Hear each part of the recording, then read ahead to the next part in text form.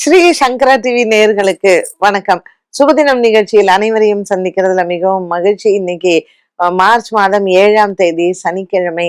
இந்த நாளுக்கான 12 ராசிக்கும் பலன் மற்றும் பரிகாரத்தை பார்க்கலாம். அதை தொடர்ந்து நமக்கு ஒரு அழகான கேள்வியும் உண்டு. மேஷராசி நேயர்களுக்கு இன்று சந்திரன் 7ஆம் இடத்தில் சஞ்சாரம் செய்கிறார். கணவன் மனைவி ஒற்றுமை சிறப்பாக இருக்கும். இன்றைய நாள் இவர்களுக்கு வியாபாரம் மற்றும் தொழில் செய்பவர்களுக்கு அதிக லாபகரமான நாளாகவும் அமைகிறது. சனிக்கிழமையான இன்று ஆஞ்சநேயரை தரிசனம் செய்தால் இவர்களுக்கு ஏற்படக்கூடிய தடங்கல்கள் நிவர்த்தியாகும். இன்று மனம் அமைதியான ஒரு நாளாக அமைகிறது. ரிஷபராசி அன்பர்கள், 6ஆம் இடத்தில் இருக்கக்கூடிய சந்திரனின் சஞ்சாரம் சற்று மனதில் குறைகளை அவ்வப்போது கொடுக்கலாம். இருந்த போதிலும் தன லாபங்கள் நிறைந்த நாளாக இருக்கும். வியாபாரம் தொழில் சார்ந்த விஷயங்களில் சற்று குழப்பங்கள் வந்து போகும். பெரிய விஷயங்களாக இன்றைய நாளில் முக்கிய முடிவுகளை எடுக்க வேண்டாம். சின்ன சின்ன பிரச்சனைகள், சின்ன சின்ன விஷயங்களுக்கு இன்று தீர்வுகளை காண்பது நல்லது. மிதுன ராசி அன்பர்கள், மிதுன ராசி அன்பர்களுக்கு இன்று மனக்குறைகள் இல்லை. பல ஆண்டுகளாக இருந்து வந்த குடும்ப பிரச்சனைகள் இன்று தீரும். சந்திரன் 5ஆம் இடத்தில் இருப்பதனால் பிள்ளைகளால் ஏற்படக்கூடிய மன உளைச்சல்கள் குறைவாக இருக்கும். மேலும் இன்று உங்களுக்கு பிள்ளைகளால் லாபங்களும் ஏற்படும். கடகராசி அன்பர்கள், கடகராசி அன்பர்களுக்கு இன்று அலைச்சல்கள் அதிகமாக இருக்கும். குடும்பத்தில் இருக்கக்கூடிய சின்ன சின்ன பிரச்சனைகளுக்கு தீர்வுகள் உண்டு. சகோதர சகோதரிகளினுடைய ஒற்றுமை பலப்படும். குடும்பத்தில் பல நாட்களாக இருந்து வந்த மன போராட்டங்கள் விலகும். சிம்மராசி நேயர்கள், சிம்மராசி நேயர்களுக்கு இன்று எடுத்த காரியங்கள் அனைத்தும் வெற்றி அடையும். 7ஆம் இடத்தில் இருக்கக்கூடிய கிரக சஞ்சாரங்களும் 8ஆம் இடத்தில் இருக்கக்கூடிய சுக்கிரன் மற்றும் சனி பகவானால் இன்று உங்களுக்கு நன்மைகள் நடக்கும். சிம்மராசி அன்பர்களுக்கு இன்று விநாயகர் ஆலய வழிபாடு நன்மையை தரும். குடும்பத்தில் பெரியவர்களின் ஆசீர்வாதங்களும் உண்டு. கன்னிராசி நேயர்கள், இன்று செலவுகள் குறைவாக இருக்கும். வியாபாரம் மற்றும் தொழில் சார்ந்தவர்களுக்கு இன்று லாபங்கள் நன்றாகவே அமையும். அலுவலகம் சார்ந்த விஷயங்களில் உங்களுக்கு ஏற்படக்கூடிய மாற்றங்கள் மனதிற்கு நிம்மதியும் சந்தோஷத்தையும் கொடுக்கும். இன்று கன்னிராசி நேயர்களுக்கு குறைந்த அளவில் இருக்கக்கூடிய ஒரு மனக்குழப்பங்கள் குடும்பத்தில் பெரியவர்களிடத்தில் ஆலோசனைகள் கேட்கும் பொழுது மாறும். துலாம் ராசி அன்பர்கள், சந்திரன் உங்கள் ராசியில் சஞ்சாரம் செய்கிறார். சித்திரை மற்றும் சுவாதி நட்சத்திரக்காரர்களுக்கு இன்று அதிர்ஷ்டமான நாளாக அமைகிறது. புதிய வேலை தேடுபவர்களுக்கு இன்று அதற்கான நல்ல செய்திகள் வந்து சேரும்.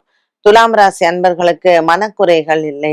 குடும்பத்தில் இருக்கக்கூடிய பெரியவர்களின் ஆலோசனைகளை கேட்டு இன்று ஒரு சில முக்கிய முடிவுகளை எடுக்கலாம். விருச்சிக ராசி அன்பர்கள், இன்று விருச்சிக ராசி அன்பர்களுக்கு குடும்பத்தில் பெரியவர்களால் சற்று குழப்பங்கள் வந்து போகும். இந்த குழப்பங்கள் உங்களினுடைய உறவினர்கள் மூலமாகவும் உடன் பிறந்தவர்கள் மூலமாகவும் வரலாம். பணம் கொடுக்கல் வாங்கலில் இருந்து வந்த சிக்கல்களில் இன்று மன தடுமாற்றங்கள் ஏற்படும். இன்றைய நாளில் சனிக்கிழமை விநாயகர் ஆலயத்தில் அபிஷேகம் செய்து பின்னர் நாளை தொடங்கவும். தனுசு ராசி அன்பர்கள், தனுசு ராசி அன்பர்களுக்கு இன்று குடும்பத்தில் இருக்கக்கூடிய சூழ்நிலைகள் மாறும். 7ஆம் இடத்தில் இருக்கக்கூடிய குரு பகவான் மன அமைதியை கொடுப்பார்.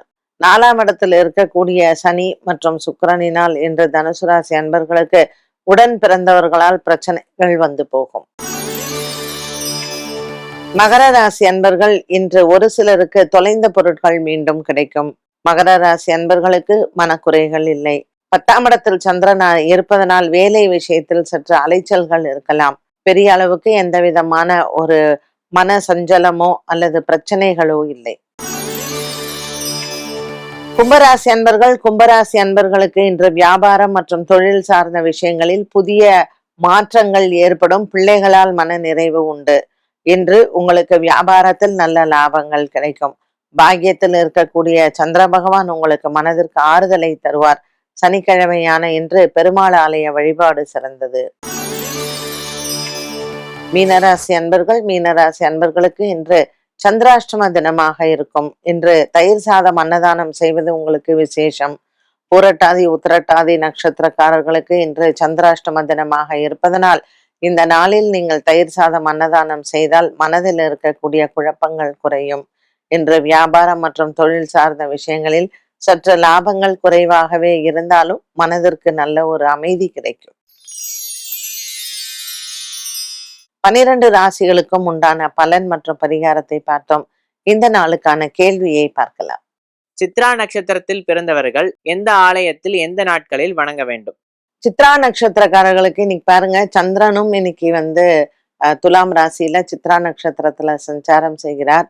சித்திர ரத வல்லப பெருமாள் இது எங்க இருக்கு அப்படின்னு பாத்தீங்கன்னா, சோழவந்தான் மதுரையில இருக்கக்கூடிய குருவித்துறைன்ற ஊரு, சோழவந்தான் அப்படிங்கிற டிஸ்ட்ரிக்ட்ல இருக்கக்கூடிய இந்த ஆலயம்.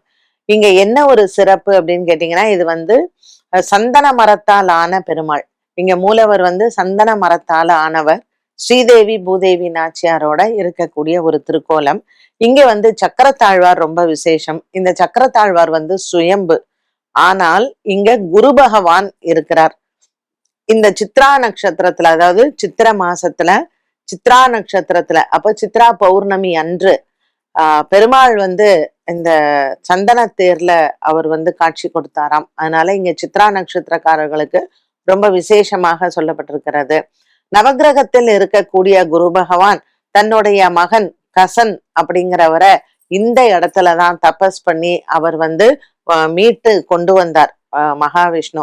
இதற்கு வந்து ஒரு சின்ன புராண வரலாறு இருக்கு. சுக்கராச்சாரியாரினுடைய மகள் வந்து கசன் மேல் ஆசைப்பட்டு கல்யாணம் பண்ணிக்கணும் அப்படின்னு ஆசைப்படுறா.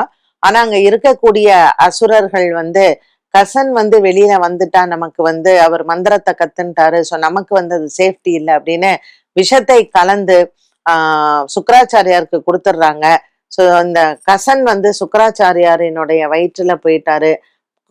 கசனை காணுமே அப்படின்னு தேவியானை கேட்கும் பொழுது அவர் ஞான திருஷ்டியில பார்த்தா அவர் வயிற்றுக்குள்ளதான் கசன் இருந்திருக்கிறாரு. அப்புறம் அவர் மந்திரத்தை ஜெபிக்க கசன் வயிற்றை பிளந்து வெளியிலே வந்தார். மகளை திருமணம் செய்து கொள் அப்படிங்கும் பொழுது, உங்க வயிற்றிலிருந்து வந்த நான் உங்களுக்கு மகனாகத்தான் இருப்பேன், எப்படி தேவியானையை கல்யாணம் பண்ணிக்க முடியும் அப்படின்னு சொல்லிட்டு அவர் தேவலோகத்துக்கு போயிடுறார். அதனால தேவியானைக்கு கோபம் வருது. வந்து 7 மலைகளையும் அவரை சுத்தி அவரை வந்து சிறை வச்சிடுறா. சோ பிள்ளைய காணோம் அப்படின்னு குரு பகவான் தேடும் பொழுது அவர் இத்தலத்தில் கை கூப்பின ஒரு பக்தனாக இருந்து பெருமாளை வழிபட பெருமாள் கசனை மீட்டு கொடுக்கிறார். இதுதான் இந்த ஸ்தலத்துல இருக்கக்கூடிய குரு பகவானினுடைய வரலாறு.